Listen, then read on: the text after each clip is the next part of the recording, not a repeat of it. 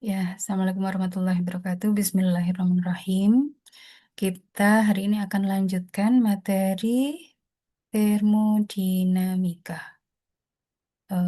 Bab hukum pertama termodinamika, definisi-definisi dasar. Kemarin kita sudah membahas tentang definisi energi, kerja, panas. Nah, sekarang kita masuk ke definisi energi dalam. Jadi, dalam termodinamika itu ada istilah yang namanya adalah energi dalam. Lambangnya adalah U. Apa itu energi dalam? Energi dalam adalah total energi dari suatu sistem. Yang namanya total energi itu terdiri atas dua bagian jenis energi. Yang pertama adalah energi kinetik, yang kedua adalah energi potensial. Energi kinetik, energi yang terkait dengan gerakan. Sementara energi potensial adalah energi yang terkait dengan posisinya dia. Jadi ketika diam itu, ketika tidak bergerak, dia di posisi mana? Misalkan kalian mengenal ada energi potensial, gravitasi, maka tergantung pada posisi benda itu terhadap pusat gravitasi. Khususnya kalau di permukaan bumi ya pusat gravitasi bumi gitu. Ya, Nah, terus kemudian misalkan energi potensial interaksi. Muatan-muatan. Nah, kalau suatu partikel bermuatan berada pada suatu posisi tertentu terhadap partikel bermuatan lainnya, ada interaksi muatan. Kalau muatannya sama, positif-positif, interaksinya jenisnya tolak-menolak.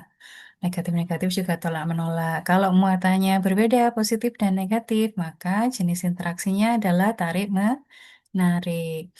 Itu masuk dalam kategori energi potensial gitu karena energi yang terkait dengan posisi sebuah benda atau sebuah partikel terhadap apa yang dia rasakan di posisi itu gitu. Apakah dia merasakan tarikan gravitasi atau dia merasakan tarikan listrik atau tolakan listrik atau yang lain ya. eh itu yang termasuk dalam energi internal secara umum. Nanti itu di dalamnya itu ya masih banyak isinya. Energi kinetik itu apa? Gitu ya. Hmm. Kemudian kita akan menggunakan simbol delta U. Kalau energi internal, energi dalam itu kan U. Terus delta U itu adalah perubahan energi dalam. Ketika suatu sistem berubah dari keadaan awal I ke keadaan akhir F, final. Nah, gitu ya. Jadi energi dalamnya berubah dari tadinya energi dalam UI menjadi energi dalam keadaan akhir UF. Selisihnya itu yang disebut sebagai delta U atau perubahan energi dalam. Sehingga ini delta U perubahan energi dalam itu adalah selisih antara energi dalam keadaan final state, keadaan akhir dari sistem dikurangi dengan energi dalam dari sistem saat keadaan awal atau initial state. Oh, ini ada catatan ya. Catatan tentang energi dalam. Eh, Energi dalam tidak memasukkan energi kinetik yang muncul dari gerak sistem secara keseluruhan. Nah, jadi tergantung sistemnya kita tentukan dulu, kita pilih. yang sedang kita amati sistemnya itu apa. Ya, kalau misalkan satu beker gelas air, nah misalnya gitu ya, maka gerak keseluruhan satu beker gelas air itu Anda pindahkan dari satu tempat ke tempat lain, itu tidak termasuk dalam penyusun energi kinetik dalam energi dalam. Ya, pengurangan dalam energi dalam. Ya. Hmm. Eh, itu yang tidak termasuk energi kinetik dari sistem secara keseluruhan. Nah, itu tidak termasuk dalam energi dalam. Tapi kalau energi kinetik di dalam penyusun sistem, nah bagian dari partikel penyusun sistem, nah itu yang termasuk dalam energi dalam. Terus saya ingatkan di sini, eh, biasanya di dalam termodinamika itu sifat energi terutama yang kita ukur itu tidak pernah dalam bentuk ini gitu. Berapa ada pertanyaan berapa energi dalam dari apa namanya 1 kilogram es. Nah, gitu. Itu nggak bisa kita ngitung itu. Kenapa? Kenapa nggak bisa? Yang bisa kita hitung adalah ini. Berapa perubahan energi dalam ketika es, gitu ya, 1 kilogram es, misalkan awalnya pada suhu -5 derajat Celcius, kemudian berubah menjadi 0 derajat Celcius. Nah, itu bisa kalau gitu itu. Ya. Jadi, yang bisa diukur secara eksperimental gitu ya di laboratorium itu hanyalah delta U ya. Berapa perubahan eh, yang paling gampang kalau tadi es 5 derajat menjadi es 0 derajat agak susah bayanginnya ya. Misalkan gini, eh, berapa perubahan energi dalam dari air 10 derajat Celcius, air cair berarti ya, menjadi uap air hmm, suhu 100 derajat Celcius. Nah, itu kelihatan kan bisa diukur berapa energi, berarti berapa asupan panas yang dibutuhkan untuk meningkatkan suhu dari 10 derajat Celcius menjadi 100 derajat Celcius. Nah, kan gitu. Itu namanya delta dan berapa energi dalam. Kemudian selisihnya antara dua keadaan itu bisa diukur. Tapi kalau pertanyaannya, berapa energi dalam dari 1 kilogram air 10 derajat Celcius titik? Ini agak susah jawabnya, gitu ya. Kenapa? Karena nggak bisa diukur, ya. Di dalam reaksi kimia yang terukur itu adalah perubahan. Misalkan eh, tadi suhu berubah dari 10 ke 100. Nah, perubahannya itu berapa? Energi yang diasupkan, diberikan untuk merubah air eh, dari 10 derajat ke 100 derajat Celcius itu bisa diukur, gitu ya. Pakai misalkan di laboratorium itu biasanya pakai eh, power power supply kan gitu ya. Pakai power supply dulu itu. Nah, itu bisa berapa watt, nah gitu, listrik yang dibutuhkan untuk me, apa namanya, meningkatkan suhu sampel gitu ya, air dari 10 derajat ke 100 derajat. Nah, itu bisa diukur. Jadi yang terukur apa?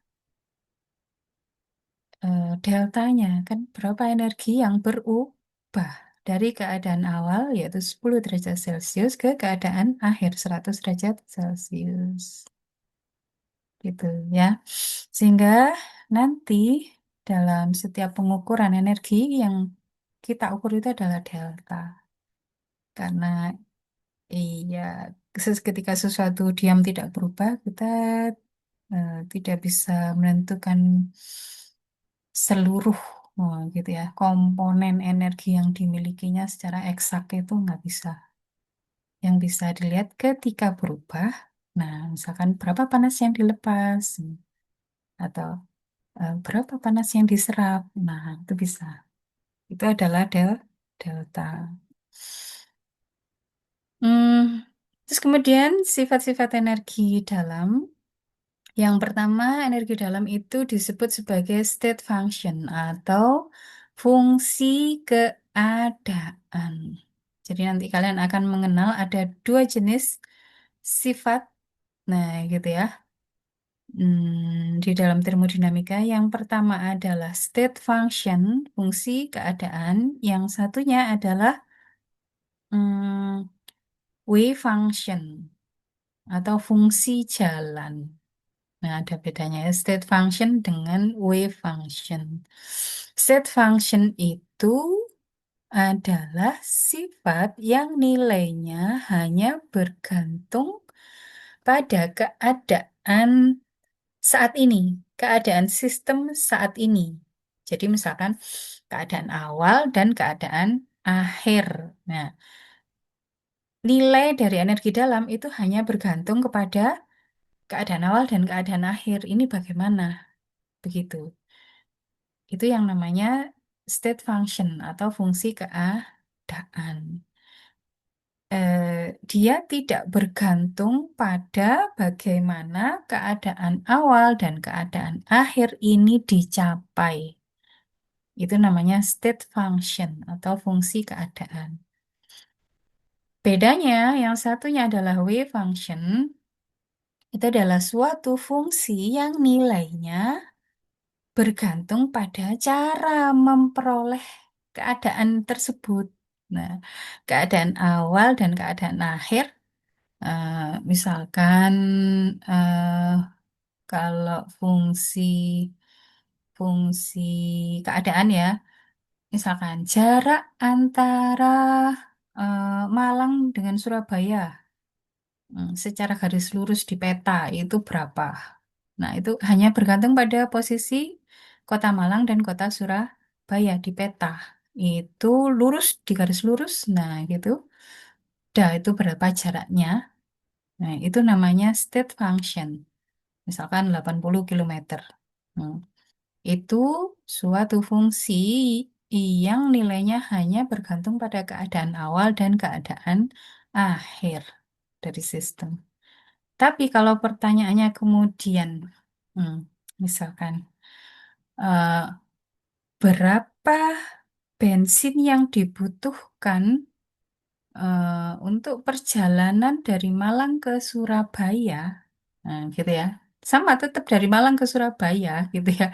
Pertanyaannya berapa bensin yang dihabiskan untuk perjalanan dari Malang ke Surabaya? Iya, itu bergantung milih jalannya, jalan yang mana, ya gitu ya. Misalkan ada dua alternatif jalan. Yang pertama adalah Malang Surabaya lewat jalan arteri. Ya, jalan biasa itu, jalan arteri yang tidak lewat tol. Yang satunya ah, apa namanya? Jalan Malang ke Surabaya lewat tol. Nah, itu kan beda. Apa namanya? Nanti bensin yang dihabiskan berapa itu kan beda. Mungkin juga jarak kilometer yang ditempuh juga beda. Waktu yang ditempuh itu juga beda. Nah, sifat-sifat yang bergantung pada cara diperolehnya keadaan awal dan keadaan akhir dari suatu sistem itu disebut sebagai wave function atau fungsi jalan. Jadi termasuk yang tadi, bensin yang dibutuhkan berapa, itu fungsi jalan. Waktu tempuh yang dibutuhkan berapa, itu fungsi jalan.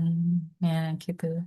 Termasuk berapa kilometer yang ditempuh, bisa jadi berapa kilometer yang ditempuh oleh kendaraan ya, itu fungsi jalan.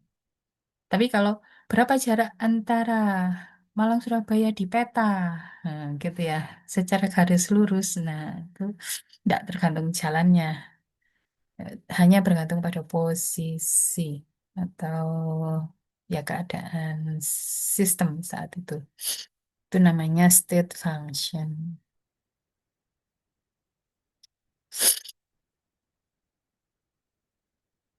Nah, merubah satu variabel keadaan, gitu ya. Eh, Misalkan tekanan, temperatur, volume, ini gitu ya. Itu kan salah satu variabel keadaan. Itu dapat merubah besarnya energi dalam. Terus kemudian sifat yang kedua, energi dalam ini, selain state function, berarti nilainya hanya bergantung keadaan awal akhir, final dan initial state. Kemudian energi dalam ini juga merupakan sifat ekstensif. Ada dua jenis sifat, yang satu ekstensif, yang satu intensif. Sifat ekstensif itu adalah ini. Sifat ekstensif itu adalah sifat yang nilainya bergantung pada jumlah substansi sampel. Contohnya apa? Massa atau berat. Nah, berat apa namanya? Sampel eh, gula. Nah, itu beratnya itu bergantung pada jumlah, kan jumlah partikel gulanya. Kalau banyak, iya beratnya besar. Kalau sedikit, ya berarti beratnya kecil, kan gitu. Yang satunya lagi sifat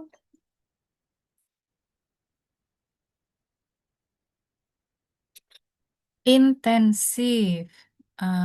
Sifat intensif itu sifat yang nilainya tidak bergantung pada jumlah sampel. Contohnya, yang pertama temperatur. Temperatur kalau saya punya 1 kilogram air atau 1 liter air, nah, saya taruh di ruangan biasa gitu dengan saya punya 10 mili air, saya taruh di beker gelas di ruangan yang sama, maka temperaturnya akan sama. Tidak bergantung pada jumlah sampel. Termasuk biasanya sifat-sifat ini, apa namanya, intensif itu densitasnya gitu ya. Apa? Massa per volume, terus massa molar, massa per mol, kan gitu. Atau apa namanya? Ya sifat yang per itu, nah itu biasanya sifat intensif yang tidak bergantung kepada jumlah sampel.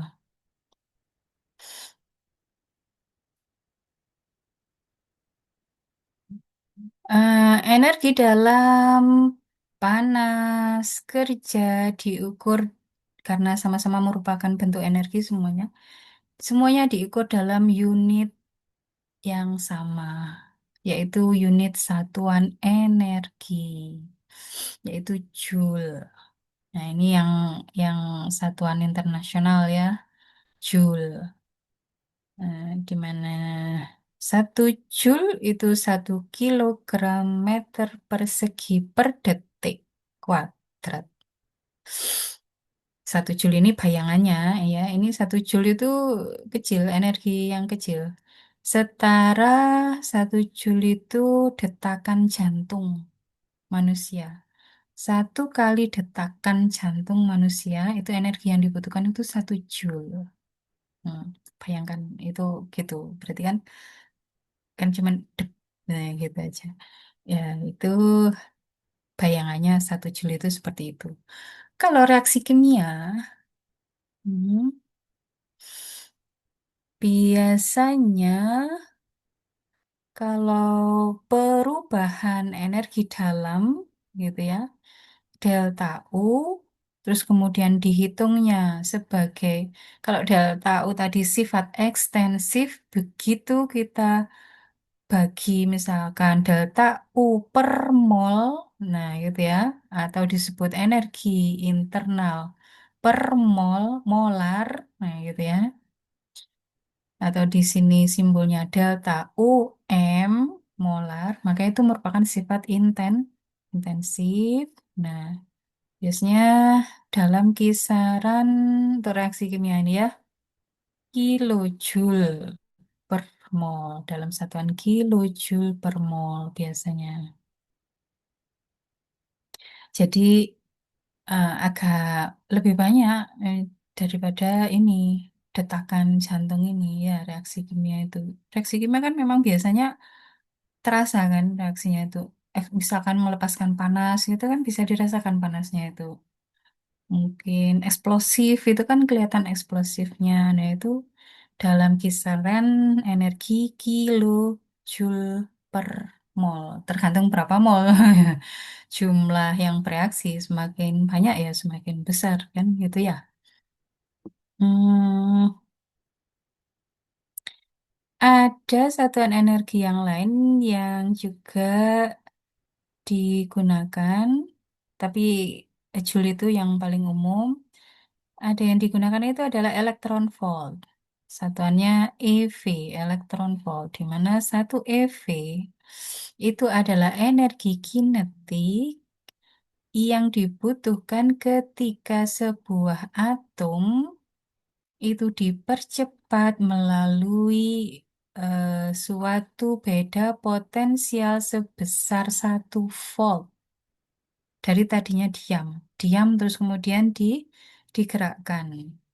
Nah, berapa energi kinetik yang dibutuhkan oleh elektron untuk percepatan dari keadaan diam melalui suatu potensial atau beda potensial atau tegangan sebesar 1 volt, itu namanya 1 elektron volt.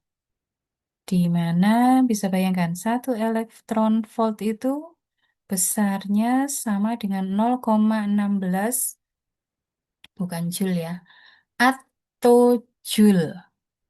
AC, atto itu coba cari di Google ya, misalkan eh, penurunan metrik joule gitu ya, dari joule terus milijoule kan gitu ya. Kalau turun ya, milijoule terus mikrojoule gitu ya. Nah, terus kemudian nanojoule, picojoule, attojoule. Jadi atto itu 10 pangkat min 18. Nah, kecil sekali ya. Berarti 1 elektron volt itu. Itu bisa dibayangkan. Kebanyakan proses di dalam kimia itu pada besaran energi beberapa elektron volt. Misalkan energi yang dibutuhkan untuk melepaskan 1 elektron dari atom natrium itu sebesar 5 elektron volt. Nah, gitu ya.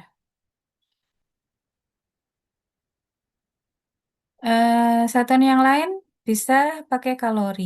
Ini yang istilahnya bukan satuan internasional ya, kalori ini lebih ke satuan istilahnya trivial gitu ya, yang sering dipakai di pasaran. Nah, gitu. Itu kalori atau kilo kalori. Di mana 1 kalori itu sama dengan 4,184 joule. Exactly. Gitu ya. 1 kalori itu kira-kira sebesar apa gambarannya? 1 kalori itu sama dengan energi yang dibutuhkan untuk menaikkan 1 gram air suhu sebesar 1 derajat Celcius. Nah, itu 1 kalori. Bisa bayangkan punya 1 gram air, ya kira-kira gram kalau densitas air itu kan 1 kilogram per liter, kan gitu ya. Berarti kalau 1 gram per mililiter, 1 gram berarti bayangkan kita punya 1 mililiter air. Dinaikkan suhunya 1 derajat. Ya, energi yang dibutuhkan ya itulah kira-kira sebesar 1 kalori.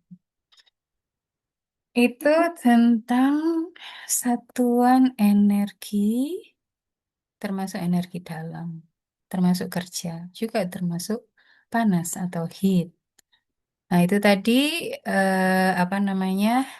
Ini pandangan dari sisi makroskopis ini, guys. Dari sisi eksperimental. Nah, sekarang kita lihat bagaimana interpretasi molekuler untuk energi dalam.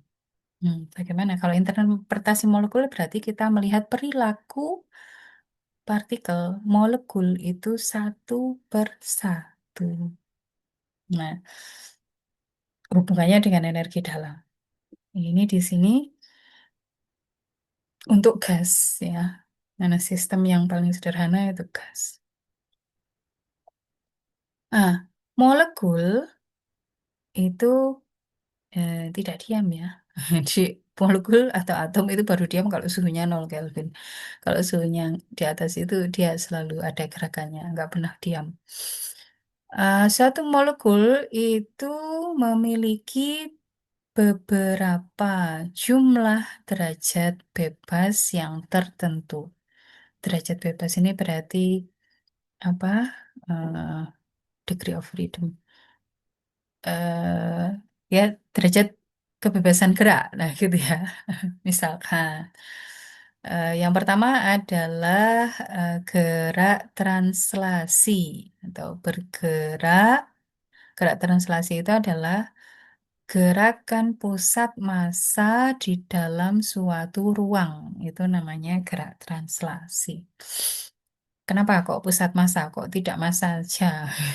Ya, karena eh, pusat, misalkan benda yang bentuknya tidak simetris, ya, gitu ya. Ya, maka pusat gerakannya itu adalah pusat massanya. Kalau simetris sih, misalkan benda bentuknya bujur sangkar, nah itu pusat gerakannya ada di tengah-tengah bujur sangkarnya. Tapi kalau misalkan benda bentuknya itu yang kurva, yang tidak teratur, tidak beraturan, nah, gitu, meliuk-liuk, nah gitu, ya maka mm, pusat gerakannya adalah pada pusat massanya. Terus kemudian ada derajat bebas yang lain yaitu rotasi. Ada translasi, ada rotasi, yaitu apa namanya berputar di di pusat massa, itu rotasi. Terus juga ada gerak vibrasi, yaitu perubahan panjang maupun sudut pada pada ikatan. Ya, gitu ya. Memanjang dan memendek. Itu namanya vibrasi. Banyak sekali sifat fisika dan kimia itu bergantung pada energi yang terkait dengan masing-masing mode gerakan ini, translasi, rotasi, vibrasi. Misalkan eh, pemutusan ikatan kimianya itu tergantung pada berapa banyak energi yang terkonsentrasi pada ikatan, sehingga berapa banyak gitu energi yang mempengaruhi ini vibrasi ikatan. Itu tentang derajat bebas dari sebuah molekul. Kemudian kita dikenalkan pada suatu teorema yang namanya teorema ekuipartisi. Ekui itu sama ya.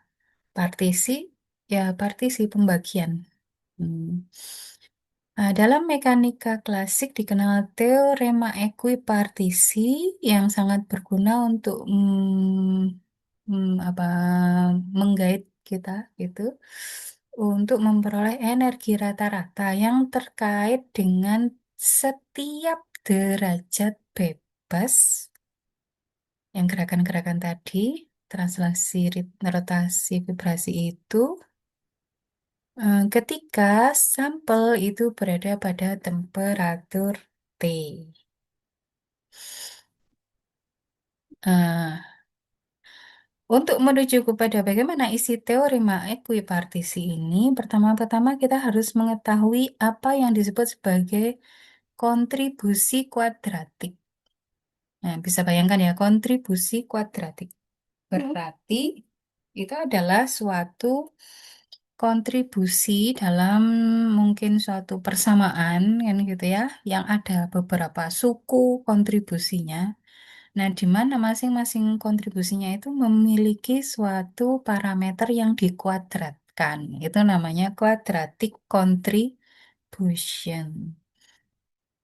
Nah, jadi pertama kita perlu untuk mengetahui kontribusi kuadratik eh, terhadap rata-rata energi.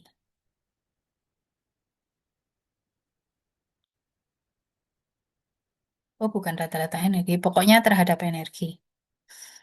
Yaitu bahwa kontribusi ini itu dapat diekspresikan sebagai kuadrat dari variabel.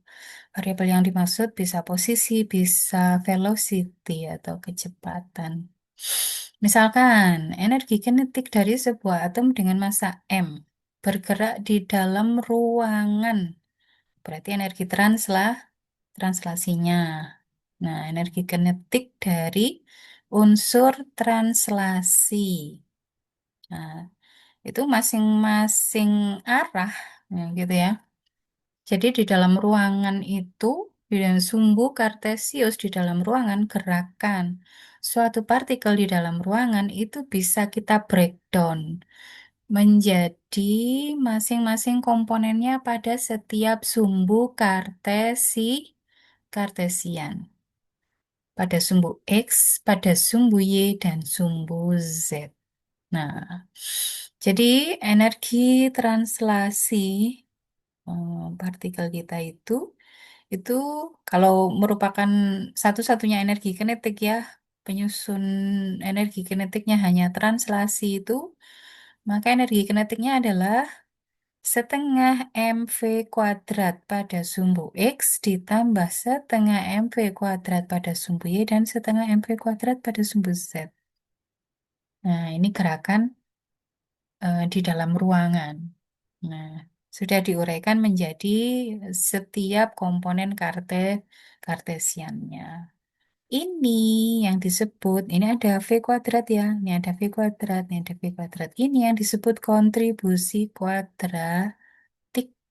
Hmm. Kalau setengah mv kuadrat itu kan memang rumus ya, rumus energi kinetik partikel yang bergerak lurus. Nah, gitu. Jadi di sini kita mengatakan ada tiga buah kontribusi kuadratik terhadap energi kinetik dari partikel kita. Nah, terus teorema atau dalil ekuipartisi itu mengatakan bagaimana? Dalil ekuipartisi mengatakan bahwa untuk suatu kumpulan partikel pada keseimbangan termal pada temperatur T, nah, rata-rata nilai masing-masing kontribusi kuadratik terhadap energi itu sama sebesar setengah kT. Nah, ini masing-masing kontribusi kuadratik. Jadi yang ini itu nilainya adalah sama dengan setengah kT. Yang ini juga setengah kT. Yang ini juga setengah kT. Sehingga kemudian kalau dijumlahkan gerak translasi partikel kita itu di dalam ruang pada keseimbangan termal suhu T, gitu ya. Total adalah 3/2 kT, di mana K itu adalah konstanta Boltzmann. Nilainya 1,381 kali 10 pangkat min 23 Joule per Kelvin.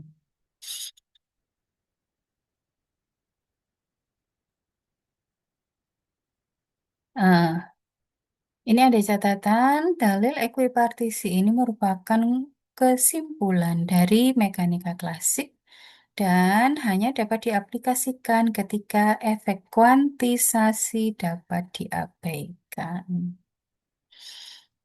Pada prakteknya, dalil partisi ini dapat digunakan untuk translasi molekuler dan rotasi, tapi vibrasi tidak bisa. Ya, karena efek kuantisasi itu tadi tidak bisa diabaikan di dalam gerak vibrasi.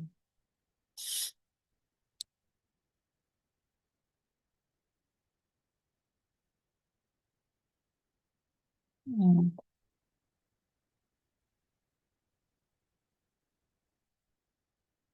Nah, itu tadi bahwa jadi menurut ekuipartisi energi rata-rata dari setiap term ini itu sama dengan setengah kT, maka secara keseluruhan rata-rata energi dari atom, energi kinetik translasi adalah 3/2 kT.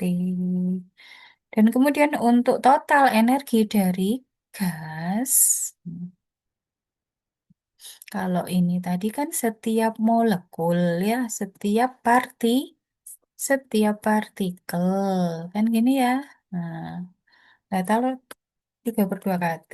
Terus kalau kemudian total energi dari gas, gas ini bayangkan kita punya berapa partikel, atom atau molekul. Nah, itu ya harus dikalikan jumlah mol gasnya. Ya, itu nilainya akan menjadi sama dengan 3/2 NKT. Kok bisa?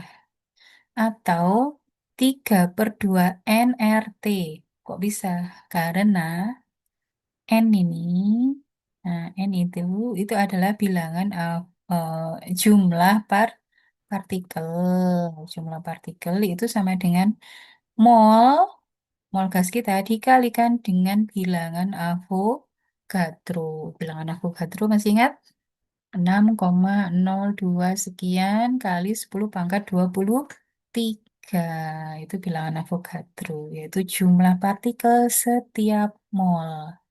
Jadi kalau gas kita 3 mol, maka N ini adalah sama dengan 3 kali 6,02 kali 10⁻23 partikel. Tinggal dimasukkan ke sini. Ya, kalikan ke T. Atau kalau pakai tetapan gas R, gitu ya. Kalau tadi K itu tetapan Boltzmann. Kalau pakai tetapan gas R, nilainya menjadi 3/2 nRT. Karena apa? Karena R itu adalah bilangan Avogadro kali konstanta Boltzmann, Na kali K. Nah, sehingga kemudian kita bisa menuliskan di sini energi dalam per mol UM gitu ya. Itu sama dengan energi dalam per mol dari sistem kita pada suhu 0 Kelvin. Ya, suhu 0 Kelvin ini suhu di mana sistem itu dianggap yang paling diam gitu, tidak bergerak. Gitu. Terus kemudian ditambah dengan gerak translasinya yaitu 3/2 RT. Nah, ada M-nya ini berarti per mol. Sehingga di sini N-nya ya 1 karena 1 mol. Kan gitu ya. OM0 itu adalah energi dalam per mol atau energi dalam molar pada suhu T sama dengan 0. Pada suhu 0 Kelvin ini yaitu yaitu ketika seluruh gerak translasi itu berhenti. Nah, gitu ya. Jadi ini dianggap sebagai titik nol gerak translasi.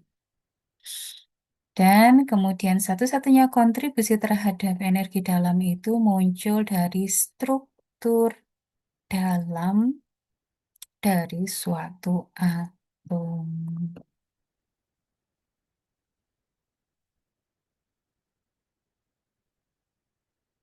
Persamaan ini juga menunjukkan bahwa energi dalam untuk gas nyata itu meningkat secara linear terhadap temperatur. Namanya berhubungan linear dengan temperatur pada 25 derajat Celcius. Dan tinggal T-nya ini ya diganti. 3/2 RT itu sama dengan 3,7 kilojoule per mol. Sehingga kontribusi gerak translasi sekitar 4 kilojoule per mol untuk energi dalam per mol gas, sampel gas dari atom atau molekul. Itu hanya kontribusi dari translasi saja loh ya. Hmm. Kan masih ada kontribusi yang lain. Hmm. Ini untuk partikel gas yang istilahnya atomik nih gitu ya. Dia tidak punya bentuk bentuk molekuler yang khusus.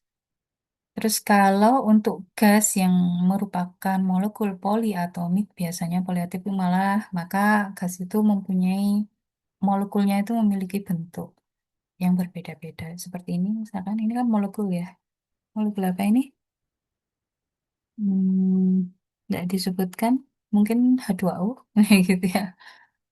Atau CO2. Hmm, ini bentuknya linear.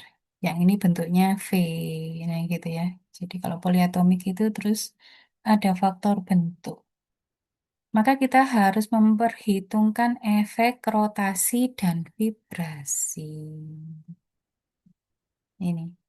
Rotational mode of molecule and the corresponding average energy at temperature T. Nah, ini kontribusi rotasi, ya. Nah, misalkan untuk molekul linier seperti N2 atau CO2 dapat berotasi di sekitar dua sumbu yang tegak lurus terhadap garis atom. Misalkan ini CO2 ya. Dia bisa berotasi pada ini yang tegak lurus ke atas. Nah, ini satu kontribusi kuadratik ini. Terus kemudian dia juga bisa berotasi di sini, tegak lurus terhadap layar ini. Nah, ini dia bisa berotasi. Berarti ada dua kontribusi kuadratik. Nah, ada dua kontribusi kuadratik mode rotasi, gerak gerak dengan mode rotasi. Masing-masing berkontribusi setengah kT ke dalam energi dalam. Karena itu, rata-rata energi rotasi itu adalah setengah kT ditambah setengah kT, sama dengan kT. Dan kemudian kT ya sama dengan RT, gitu ya. Kalau kemudian ditambahkan terhadap translasi, yang tadi hanya translasi saja yang diperhitungkan, untuk molekul poliatomik ditambahkan kontribusi rotasi sebesar kT atau RT, maka energi dalam ini menjadi UM sama dengan UM0 plus 5/2 RT, khusus untuk molekul linear. Dan memperhitungkan gerak rotasi dan translasi saja. Bagaimana untuk molekul non-linear? Ini contoh non-linear. Ya, misalkan CH4 atau air. Nah, kalau ini kayaknya air ya. Dapat berotasi di sekitar sumbu, tiga sumbu. Ya, yang pertama sumbu ini, anggap saja ini sumbu apa? Y. Yang ini sumbu X, yang ini sumbu Z. Jadi ada tiga kontribusi, gitu ya, yang berasal dari gerak rotasi. Masing-masing kontribusi sebesar setengah kT terhadap energi dalam. Sehingga rata-rata energi rotasi ya kontribusinya adalah totalnya 3/2 kT atau 3/2 RT. Kalau kemudian kita tambahkan ke sini, nah, translasi plus rotasi molekul non-linier, nah, gitu, menjadi 6/2 RT. Ini ya, 6/2 itu sama dengan 3 ya. Jadi ini untuk molekul non-linier yang bergerak translasi dan rotasi. Nah, bisa kita lihat, nah, untuk molekul nonlinear ini energi dalam sekarang jadi naik 2 kali lipat gitu ya, ketika temperatur naik dibandingkan dengan gas monoatomik. Yang ini monoatomik ya, yang tidak punya bentuk khusus itu ya mek bunder monotok. Itu monoatomik. Kemudian, untuk energi dalam dari molekul yang berinteraksi, misalkan di dalam fase terkondensasi ini ya contohnya dalam bentuk cairan atau padatan gitu ya, itu juga memiliki kontribusi dari energi potensial di antara dari interaksi molekul-molekulnya, kayak gitu ya. Karena misalkan cairan, jarak antar partikelnya dekat, maka ada interaksi intermolekul. Interaksi intermolekul ya itu tadi yang saya cerita di awal tadi bisa eh, sebagai tolak menolak, bisa sebagai tarik menarik. No simple expression can be write down in general. Jadi secara umum tidak bisa digambarkan, dituliskan langsung gitu ya, bentuk umum dari persamaan energi dalam, terutama untuk fase terkondensasi ini karena kontribusinya banyak dan spesifik interaksinya untuk satu sistem dengan sistem yang lain itu bisa berbeda. Nah, akan tetapi hal yang penting adalah bahwa ketika temperatur sistem naik, maka energi dalam itu juga naik karena terkait dengan berbagai mode gerakan yang semakin excited, semakin tereksitasi. Nah, itu secara umum begitu. Itu tadi eh, pandangan intermolekuler ya, molecular interpretation ya, interpretasi molekuler untuk energi dalam dari sebuah gas. Sekarang kita lanjutkan ke skala makroskopis, skala laboratorium, ya, secara eksperimen. Nah, nah, telah diketahui bahwa secara eksperimental energi dalam dari suatu sistem itu dapat berubah baik eh, karena adanya kerja yang diberikan kepada sistem ataupun adanya panas atau heat yang diberikan kepada sistem. Hmm.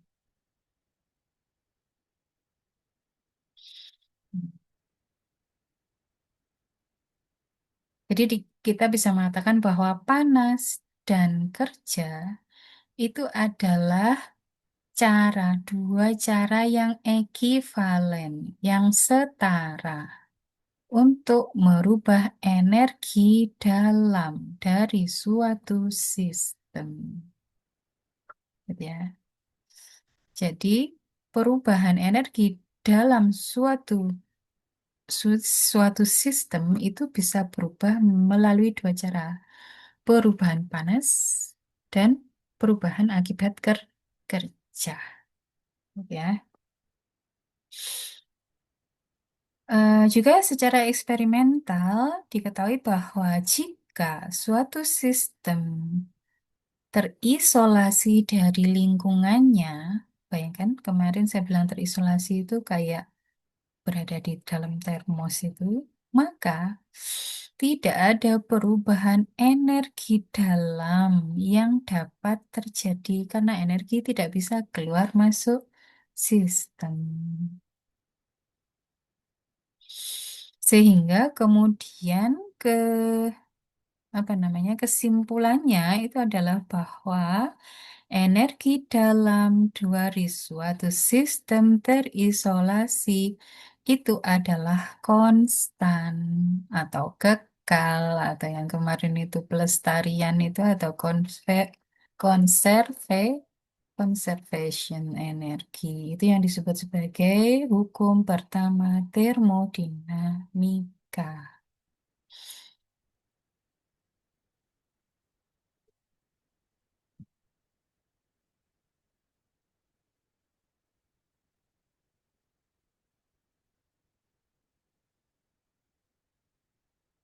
Untuk sistem terisolasi seperti ini, energi dalamnya itu konstan. Hmm, iya, kita tidak dapat menggunakan sistem itu untuk melakukan kerja.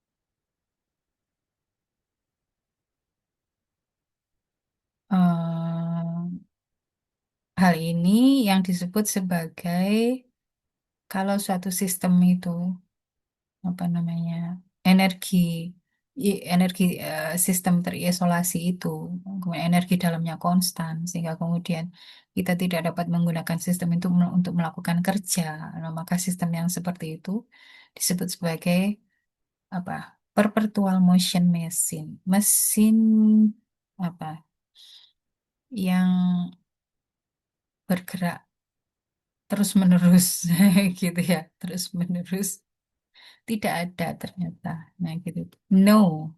No perpetual motion machine. Tidak ada mesin yang bergerak terus-menerus. Artinya apa? Satu mesin itu dapat melakukan kerja itu tidak bisa dengan tidak mengkonsumsi suatu bahan bakar atau suatu sumber energi. Itu tidak bisa. Ya, karena kalau konstan ini ya sistemnya kalau terisolasi loh ya. Tidak bisa menghasilkan kerja. Walaupun ditunggu sampai berlama, dibiarkan begitu sistemnya terisolasi, ya nggak bisa.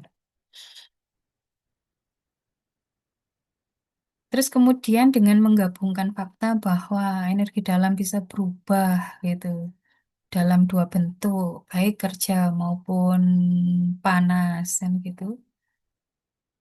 Sehingga kemudian kita bisa tuliskan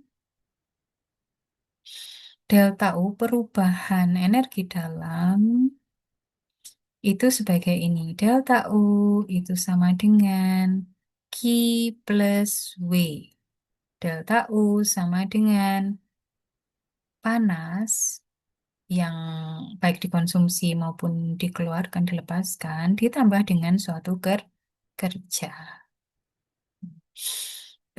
Persamaan 2,22 ini merupakan apa namanya statement matematis dari hukum pertama termodinamika.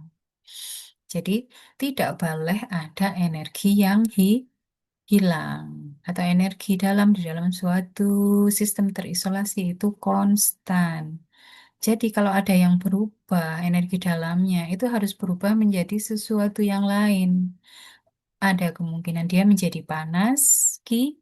Ada kemungkinan dia menjadi kerja. Ini juga sama-sama energi. Ini energi, energi, energi. Sehingga tidak ada energi yang hilang.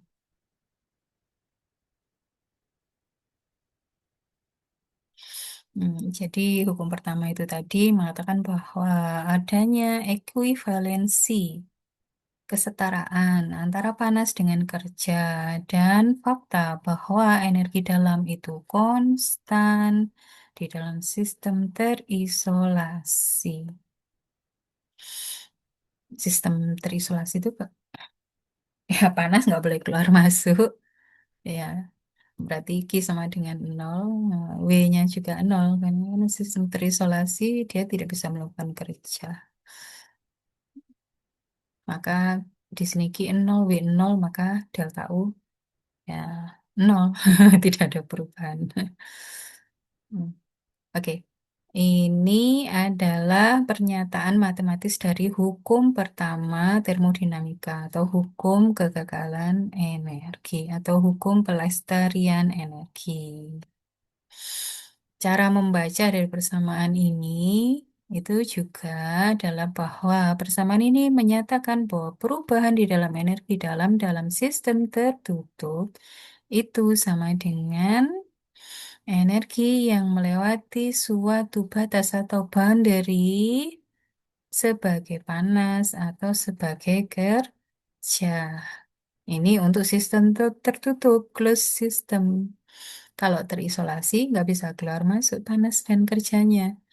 Nah, kalau masih closed system, energi masih bisa keluar masuk. Maka delta U, perubahan energi dalam itu sama dengan besarnya panas atau heat yang melewati boundary atau batas sistem.